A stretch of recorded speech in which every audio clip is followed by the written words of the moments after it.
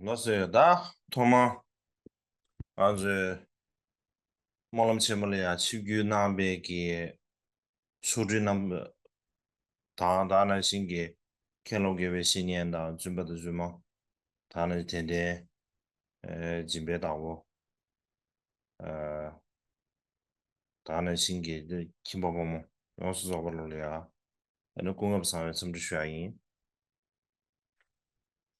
음 다돼요 다 가서 막学校给 그래야 돼 조지 남다르고 막 초투지는 막需要都行对啊我们가서 주변에 진짜 조지 별이야 마베 공이야 가르쳐라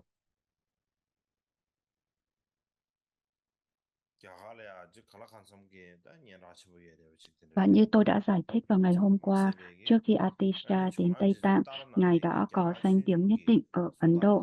Và như được giải thích trong lịch sử Phật giáo ở Ấn Độ của Taranatha, Atisha cuối cùng đã trở thành viện trưởng của Vikramashila cũng như là viện trưởng của Odantapuri. Hơn nữa, như tôi đã giải thích vào ngày hôm qua, thì Ngài được tôn kính như một đạo sư bởi tất cả các trường phái như được mô tả trong nhiều tiểu sử của Ngài.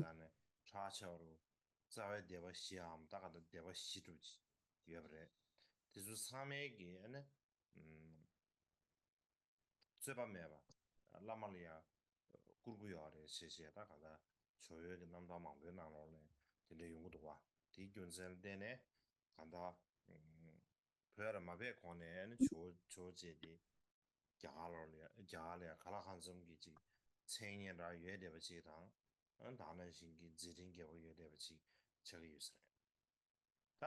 Và tiếp theo là về phần thỉnh mời tới Tây Tạng. Tức là vào thời Trung Cổ thì tình hình rất khác so với ngày nay.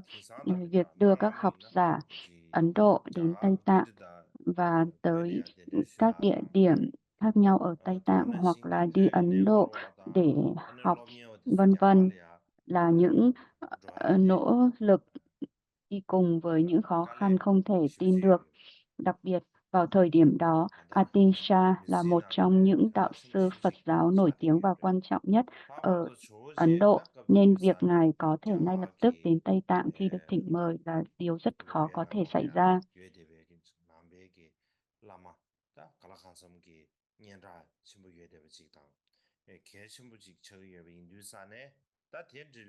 Và vậy thì những lý do và hoàn cảnh nào khiến Atisha được thỉnh mời đến Tây Tạng và tại sao Ngài có thể rời đi?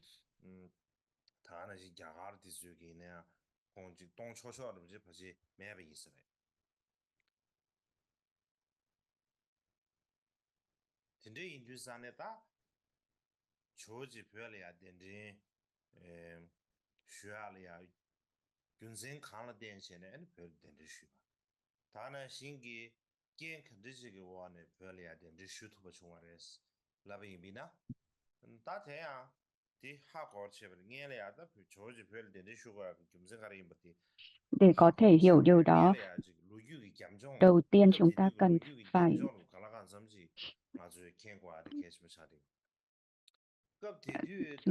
hiểu được về lịch sử của Tây Tạng.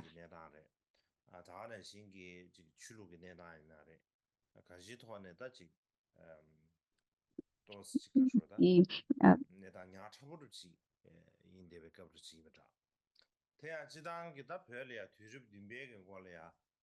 và vào thời điểm đó, vào thời điểm này là một thời điểm rất là khó khăn cho Tây Tạng về Phật giáo.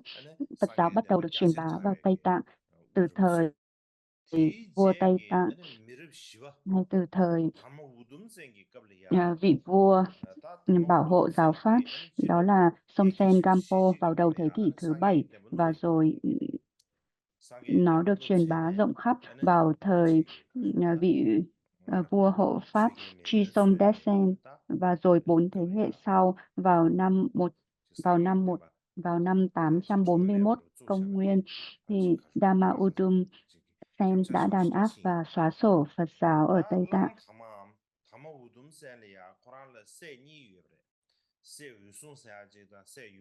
Và đó là một thời thì rất là khó khăn và chướng ngại cho Phật giáo ở Tây Tạng.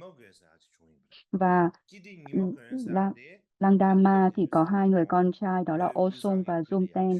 Cháu trai của Osung là Denimagun phải chạy trốn đến một khu vực khi đó gọi là Samsung, và ngày nay được biết đến với tên Nari, bởi vì là ông không thể nào có được sự an toàn khi ở trung tâm Tây Tạng, Lhasa, và ông đã trở thành vua của vùng đó, và ông có ba người con trai.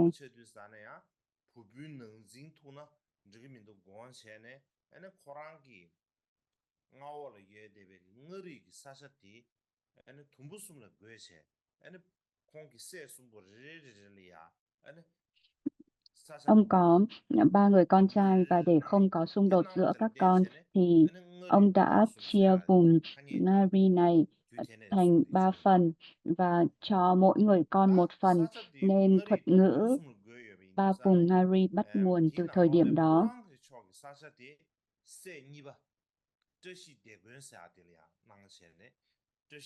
Và trong số đó thì khu vực Purang được cai trị bởi người con thứ hai, Tashi Degon, và sau này triều đại Chugai nổi tiếng bắt đầu ở khu vực đó.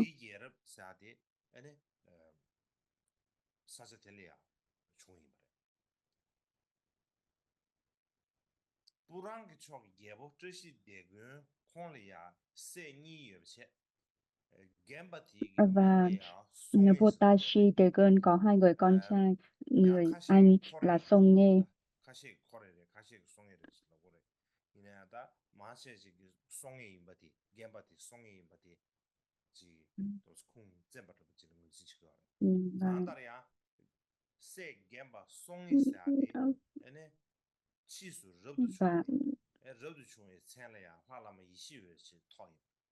Và Songye sau này đã xuất gia và đặt được pháp danh là Lama Jeshe-o. Và Lama Jeshe-o còn Lama có nghĩa là vị vua và đồng thời cũng là một người xuất gia. Jeshe-o có ảnh hưởng rất là mạnh mẽ đến lịch sử của Tây Tạng. Một trong những lý do đó là có 3 lý do chính, và một trong những lý do đó là giáo lý đã được lan truyền từ Tô ở Tây Tạng.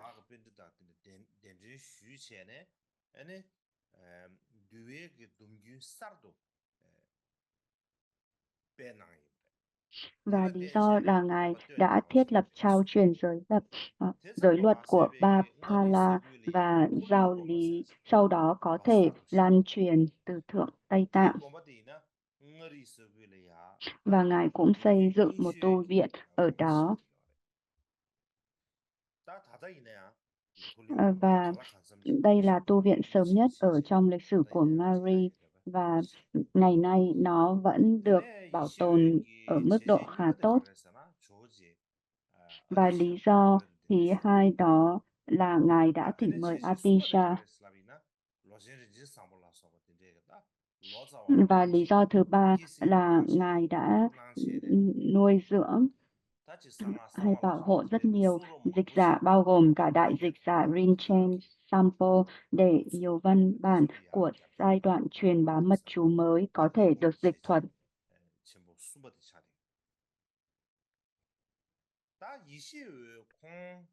Và đó là 3 ảnh hưởng mạnh mẽ của Jeshe-o.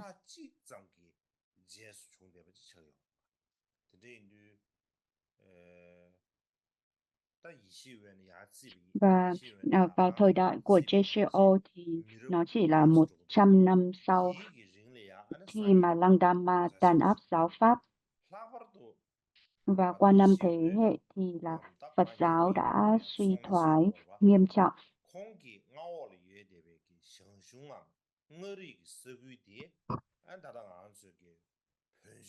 Và đặc biệt là vùng Ari hay vùng Sangsung nơi Jecheon hay Song Nghê trị vì là nguồn gốc của tôn giáo Pol, tôn giáo cổ của Tây Tạng, và vào thời điểm đó thì hầu hết mọi người ở đó đều theo đạo Pol này và rất ít người biết về Phật Pháp.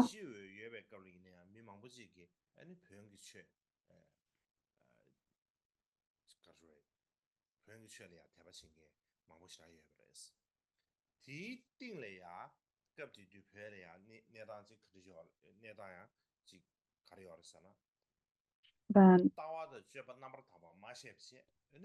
ngoài ra thì là ở nhiều vùng của Tây Tạng thời đó thì là người ta không biết Phật Pháp một cách đúng đắn, và có rất nhiều người đã truyền bá Phật Pháp sai lạc qua những lời dối trá. Thậm chí họ có những lời nói và hành động trái với chánh pháp. Và người Tây Tạng thì nói chung là rất tôn kính những người đến từ Ấn Độ. Và vì vậy có nhiều học giả thì lại biết rằng có rất là nhiều vàng ở Ấn Độ, và họ đã đến Ấn Độ và dạy đủ loại tà pháp. Và đặc biệt là họ dạy mật chú một cách không đúng đắn và dẫn đến rất nhiều sai lạc, chướng ngại.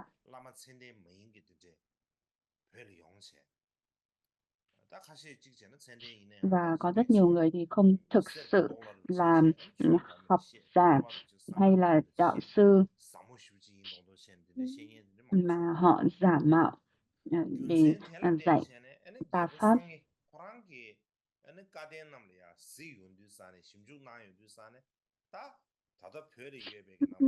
Bản thân vua Song Nghê đã nghiên cứu và tìm hiểu kinh điển và luận giải, nên là ngài nhận ra rằng là chúng không đúng với chánh pháp.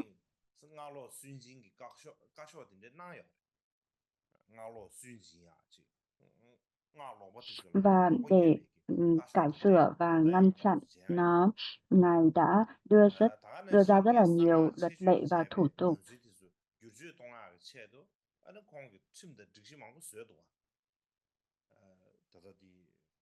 Nhưng mà cũng không hữu ích lắm.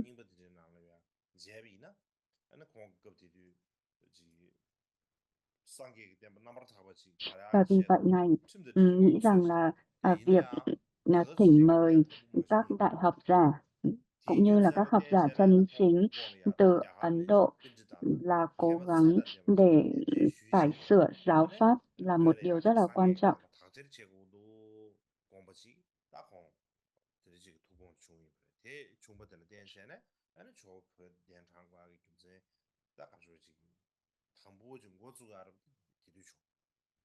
Và đó là lý do tại sao mà ngài muốn thỉnh mời Atisha đến Tây Tạng. Và bây giờ là tôi sẽ nói về Atisha đến Tây Tạng như thế nào và tại sao. Và việc thỉnh mời Atisha đến Tây Tạng là di sản thứ hai của JCO.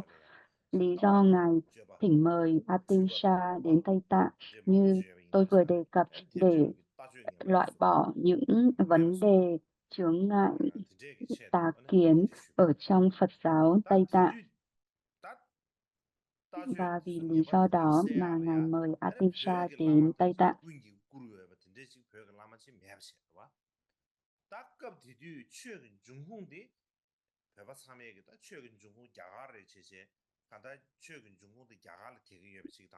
Vào thời điểm đó thì vì cội nguồn của Phật Pháp là Ấn Độ, nên là những người đến từ Ấn Độ hay những học giả, những vị thành tựu giả đến từ Ấn Độ thì đều được tất cả mọi người dân Tây Tạng tôn kính.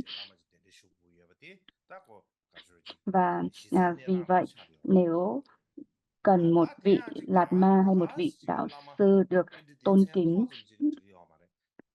thì là họ cần phải đến từ Ấn Độ. và họ cần một người nổi tiếng ở Ấn Độ và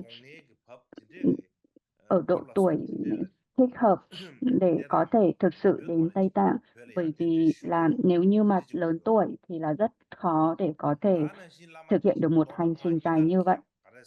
Và người đó cũng cần phải thông tuệ cả về kinh điển và mật tông, Tantra.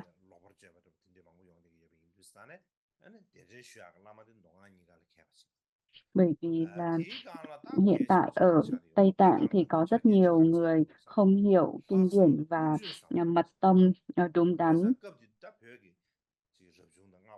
và đồng thời vị đó cũng cần phải có lòng vị tha và giới hạnh tốt, bởi vì vào thời đó thì làm đa phần hành giả đều không có giới hạnh tốt, nên là cần phải có một vị thầy có lòng vị tha và giới hạnh tốt.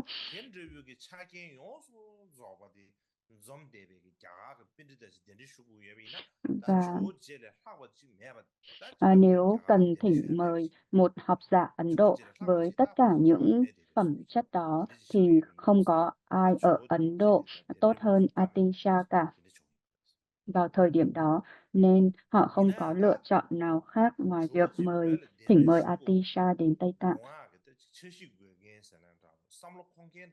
Và người thực sự có thể thỉnh mời được Atisha là Janchup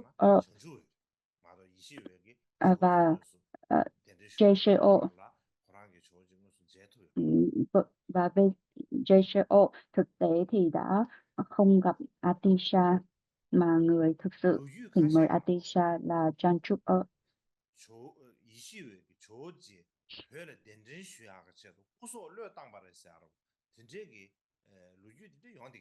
Nhưng mà người đầu tiên có ý tưởng và lên kế hoạch để thỉnh mời Atisha là JCO, và JCO có hy sinh mạng sống của mình để thỉnh mời Atisha như hầu hết các sử liệu Tây Tạng kể lại hay không, bởi vì có một số hoài nghi về việc này. Nhưng có thể nói rằng là nếu không có ngài thì là Atisha đã không thể đến Tây Tạng.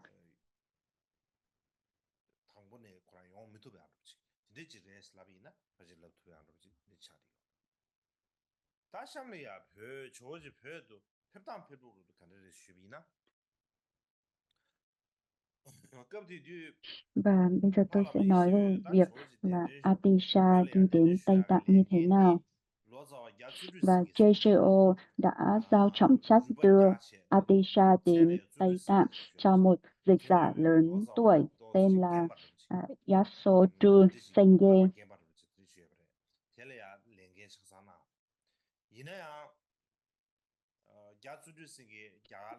Và vị dịch giả đó đã nhận lấy trọng trách này và đến Ấn Độ để thỉnh mời Atisha. Tuy nhiên, nỗ lực đầu tiên này đã không thành công và Atisha không thể đến Tây Tạng. Không lâu sau đó thì JCO trở nên già đi và qua đời trước khi ước nguyện của ngài trở thành hiện thực. Và khi sắp qua đời thì ngài nói với cháu cha Janchup là nhất định phải đưa được Atisha đến Tây Tạng.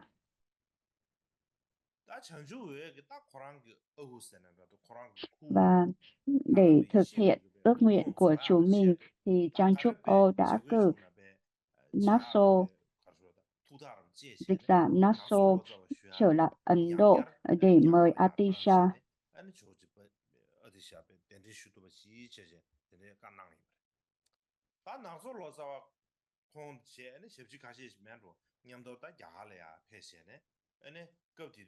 Và dịch giả Naso cùng với một vài người hộ tống của ông đã đến Ấn Độ, và lúc đó thì Atisha đang sống ở tu viện Vikramashila.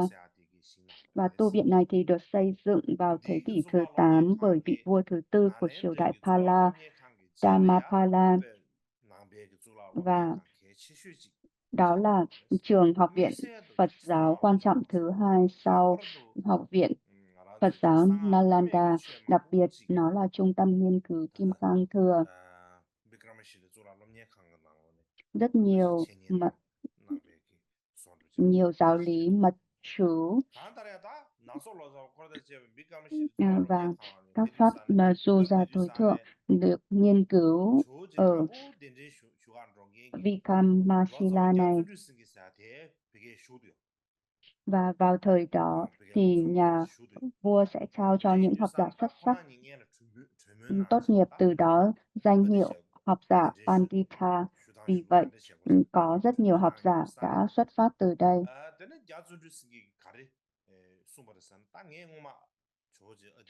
Bao gồm có 6 vị gác cổng như Naropa, Shantipa, Atisha và sau này là Shakya Shitara. Nó đã bị phá hủy vào năm 1203 bởi cuộc xâm lược của người Hồi giáo, và dịch giả Naso và đoàn của ông đã đến đó. Vào thời điểm đó thì Sondru Senge đang học ở đó, vì vậy ông hiểu rất rõ những lý do tại sao họ không thể đưa Atisha đến Tây Tạng. Ông nói với họ rằng lúc đầu đừng nói rằng các ông đến đây để mời Atisha, hãy giả vờ rằng các ông hãy đến đây để học. Và khi thời điểm thích hợp, tôi sẽ nói cho các ông biết cách để có thể mời được Ngài tới Tây Tạng.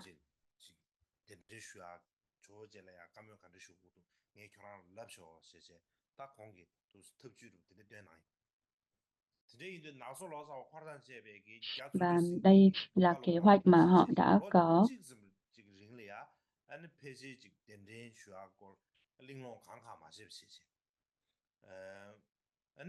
Và một năm sau, khi dịch giả Naso và đoàn của ông đến đó, họ đã học ở đó và không nói gì cả. Và cuối cùng thì họ có cơ hội để giải thích cho Atisha về việc tại sao họ lại đến để thỉnh mời Ngài đến Tây Tạng. Và Atisha nói rằng là theo cách các ông vừa kể thì vị vua Tây Tạng đó hẳn là một vị Bồ Tát thực sự.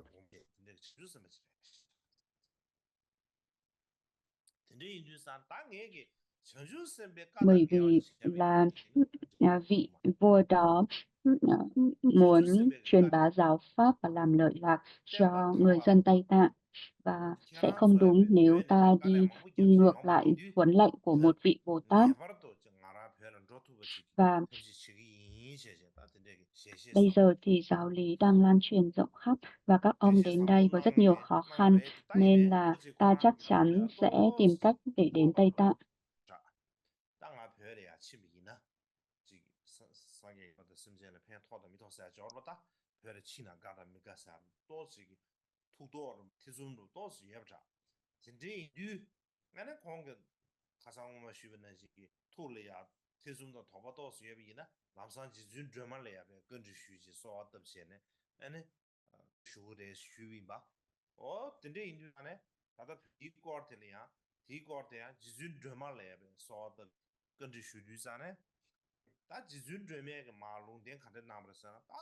Và Jogoche đã hỏi bổn tôn riêng của mình, đó là Đức Tara, về vấn đề này, và Tara đã nói rằng là đi đến Tây Tạng bây giờ sẽ rất có lợi, đặc biệt nó sẽ có lợi cho một cư sĩ. Tarant nhắc đến một cư sĩ, và ở đây nó có nghĩa là Domtonpa.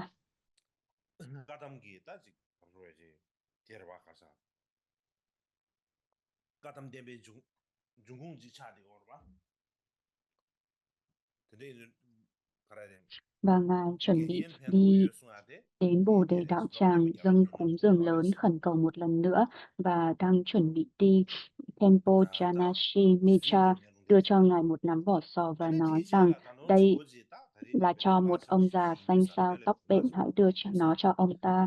Và khi Ngài đến Bồ Đề Đạo Tràng và gặp ông già đó, ông già đã nói rằng là hãy đưa cho ta những vỏ sò mà ngươi mang đến cho ta đi. Atisha nhận 배야 ra rằng 대대강 đây không phải là một 지지되고래 người bình 캠부 thường và đảnh lễ trong tâm. 겐자나 Ngài triệu hỏi việc đi 시리미트라사 Tây 되게 Tạng 줌부 có 바로아강 lợi ích 꾸르나체네 hay không, và ông già 디 đó trả lời giống như 도시된래 Đức Tara 강 đã nói. Ngài hỏi có chướng 기무 ngại nào 페바 cho mạng sống của ta hay không, và 세시리오 ông già 디수디스 đó đã 강 trả lời 기무 rằng là 페바 nếu người đi Tây 세바시디 Tạng 텔레야 쩌쇼 thì là thọ 오시레스 mạng của ngươi sẽ ngắn hơn bao nhiêu. 얘는 Nếu không 조지 đi Tây Tạng, ngươi sẽ 도시된래야 sống đến 폐시에나 92 tuổi. 도시된래 폐요디스나네 아니 공도 다다 캠부 겐자나 시리미트라사 디 Và nếu ngươi 소바데시지 đi thì 아 ngươi sẽ 기무 chỉ sống đến 페바베스 73 tuổi. 세시리와 제딩이지 제임 제시네 기무데가 람상 조지기 강강 머송 권리야 주무 기무데가 람상 ngalaya kursha be drumbu de kawaye Và điều này de có nghĩa là kesho nó wa sẽ se ít, chen thọ mạng của ngalo Ngài yo sẽ de giảm lawe đi de sane 20 năm. o choji gin ding wena chane gimundi chidang ge mi chane re me do be Và lúc meshi ge đó de ge de she Atisha đã sha nghĩ rằng là de nếu de có yin lợi du ích sane cho da Tây de Tạng thì khanro be dù mạng yin sống sare của ta ane da có nga ngắn lamso yin du hơn sane hay lamsa không ji cũng không quan trọng. gimuji de cha chana de ho yaw mar de ne yi ki go ne be cha che me ba ze che ne ane tele ya ane pearl hong pearl pe ba ina pendo 용다 마용 진짜기 건지당 대 건지는 주 산에다 공도 지준 드메게 롱데 남는 신기 에 아니 기무티기 교랑 별별이나 아니 다 해도 용거를 송 다 어나지 별디 지 타른 부치 아니 사자 카토브 성마르 다 간다 진짜 예미 인두산에 아니 류다 솔이야 바지 용거에다 말해 지지 건지 대 건지 슈디산에 기무티기 아니 교랑 별이야 패배이나 체 통원도 무슨 야를 주고 있는 체 정도 무슨 되게 손 다, 체 통원도 손두산에 아니 체 가져서 통구에 나왔지 양결 건지 슈 뒷건지 슈디산에 아니 기무되게 교란 별이야 마베비나 아니 공로 구주 군이 주스레스 별이 패비나 공로 뒤주 저수마도 주스 말해서 되게 인두산에다 구치 별로 니슈 통도 주고 그랬어 다 대두산에 조지 투 공발을 가르쳐 버렸잖아. 어다 별이야 즉 치비는 팬도 연구해 봤더니 배 타쳐 버려서 지준점에 롱데나 다다 다 칸로마 디 롱데나 근데 인주산에 팬 토바는 예제래샤 다 팬토에 있는 채통나 통 개발매 공원에는 닝도 전부 깨세 다 간다 배 별을 배하기 가서다 토다를 제나 이나야다 람상 커도 배 별 폐기 소지 별 배샤나 아니 Nhưng nếu mà 팬토 Ngài 가라샤나 trực tiếp 커비에 nói rằng Ngài sẽ đi 조직이 Tây Tạng thì là 야갈야다 체니라 nhà vua Ấn Độ 침부에 되지 và các vị chức trách 지리고에 của tu 되지 viện sẽ không cho phép Ngài rời 다 đi.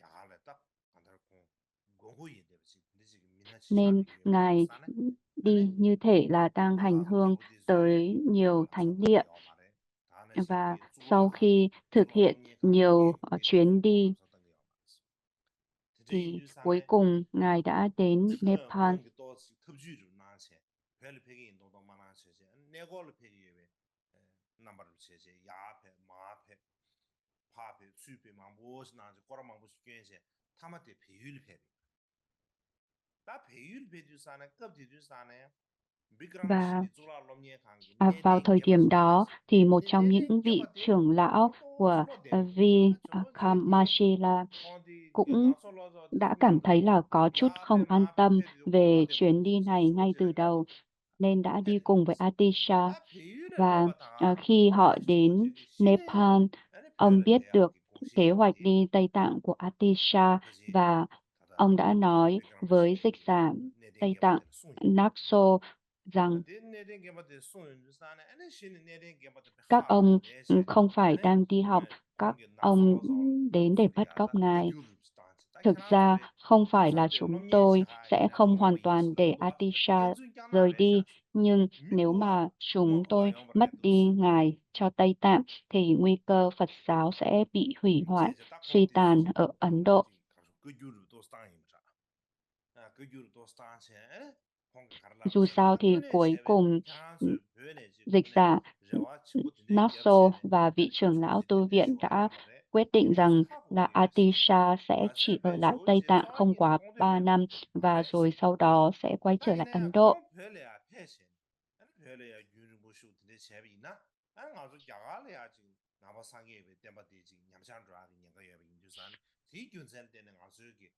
dong dong che ge yo ma dong pyo ge yo ma de che che da ka ro Và ne đại ding ge dịch ba de de so và wa vị dịch giả ka Tây da Tạng tong de le Naso ya đã na so lo zo wa thề da như vậy ya ge ne và de ni pa zu họ ju nyu che ji ka che che chỉ vừa đủ được chỗ gì phép anh đưa phải là lo Atisha sung sung đến à Tây Tạng. lo sung là sao mà mình sung như thế lo sung cái gì là ya nào số lo cho Quran cái chữ giả là ya đến để sung như thế cả đó na cái tham gia chuyện anh ấy xin này ta cái đó đi nghe tiếng nghe bát cái ta phải là cái cái gì gì cái này chế bề mà tiếng nghe là cái 따로 chế chế sao cả đó phải là phải là cả là 항상 cái gì cũng nghe được chú ý mà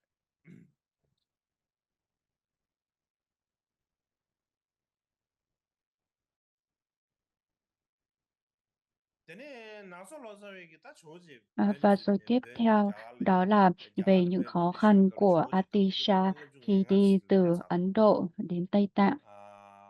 cấp thì điều cái mi cái xe xe de xe vậy nó quần ngầm chung ngàn sự để sao này quần lo khá là khá là thông bồi à phải xem thì định độ anh ấy ta khá là cá sấu gì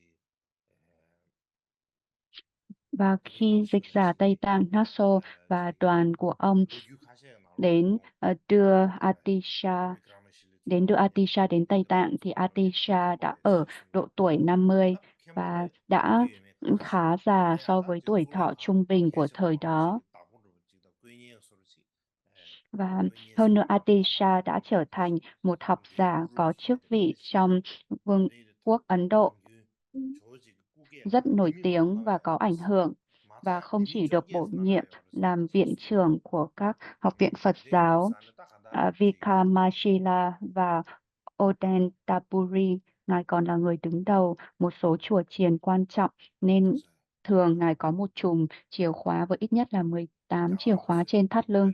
별이야 동아로 또시 도서를 지에 되고 초진 카메라 버시 로유 카시가 나로래 가려서나 난 비그라마실 줄알롬니에 관계 Và 관계 đây 뭐래 là lý do tại 가지 sao mà người Ấn 게라 Độ rất là miễn 그렇지 cưỡng để Ngài 게라 đi Tây 초진 Tạng. 지야르시 Bởi vì đối với 근데 Phật tử Ấn 소소로 Độ, việc Atisha ở lại 딱히 Ấn Độ là 보입니다 rất quan trọng. 그지 Ví dụ 급디 như là 비싸네 trên một bức 누구 tường của 누구를 지체 소소로 Vikramashila, Đức Long Thọ, được vẽ ở bên phải và bên trái là Atisha. Vì vậy, họ coi Ngài ngang 아다다 hàng với Đức 조지 Long 배율의 Thọ. 배사회 지야래야 배율의 배치 로치스 Atisha và 쇼네 đoàn của Ngài 로치스 cuối cùng 쇼네 đã 아니 đến 디갑래 아주 Nepal và ở lại 로코네 đó 카메 một 좀 năm. 있잖아 다들 Không 로 may 로사와 là 겜바 야순줄 쓰기사 dịch giả 이사네 고모소 cha Sondru Sangye đã qua đời 고모소 trên đường 인주사네 đi. 조지 또 투범을 주고 Và 딱 로사와네 lúc đó thì 총송스 Atisha đã 로사와 nói 총송 là 로사와 딱 그거지 giờ dịch 근데 giả đã 인주사네 chết, ta 로사와 không 총송 còn 딱 lưỡi 앞에 nữa. 잼이야 차고 지고랬어 Giờ 딱 đây 별의 không cần thiết 집이네 phải đi Tây Tạng 딱 nữa. 로사와 Nhưng mà dịch 인주사네 giả 딱 지라가 Naso 아주 đã 뭐 nói rằng 배시 là 근데 그게 투범으로 có 주고 một dịch 아, giả 이 nổi 투범에서 tiếng qabla Rinchen qabli 나서 Sampo 로서 가르쳐 ở Tây 버리잖아. Tạng. 아니, Với những cuộc trò chuyện bình 딱 thường, 별이야. con có thể dịch. 내배 투범 난 거야, 매스. Xin 그래서 Ngài, 딱 별이야. Ngài nhất định 로서 phải tiếp 이제 tục 삼으세요. lên 근데 đường đến Tây 로서 Tạng. 가슴 쉽지 위해서 가솔래 하버지. 드디 인주산에 아니 로서 왜 강에 산에 매스. 지단은 유 감에 답 되거든요. 이나 가랑기 갈아가서 유튜브에. 드디 인주산에 로서와 매배 그 통제 싸는 한 곳에 드디 인주 냐바라도 다 Và vì điều 별별 없이 này, 제지 배치와 Atisha tiếp 대제. tục hành trình 아니 đến Tây Tạng và 고소로 đến 쉬비 Nari 인주산에 조지 vào 급디 năm 별 배치. 진동 1040, 주미 시작을 1040 khi mà Atisha 조지 59 공업 tuổi. 중 ng어구 배배 겁이야. 아니 ng어리서 굴이야. 배조 스마레스. 딱급 디주산에 다다 다시다 전수회 전수회 대 조지 딱 피부 쉬네 유를 무슨 말로 봐 Và tiếp theo là lễ chào 무슨 đón 이름 trọng thể 신세다 của 망야산에 배 피부 쉬야가 저기서 Tây Tạng dành cho 망사를 주야리야 Đức Atisha. 아니 조지 급디 코르단지야 봐 급디 주산에 툴링 고바도 Vào thời điểm 카메고 đó 페베 thì 겁리야 Chanchup O 아니 người đã thọ giới, đã chờ đợi rất lâu cho sự xuất hiện của Atisha, và lễ chào đón đã được chuẩn bị từ rất lâu.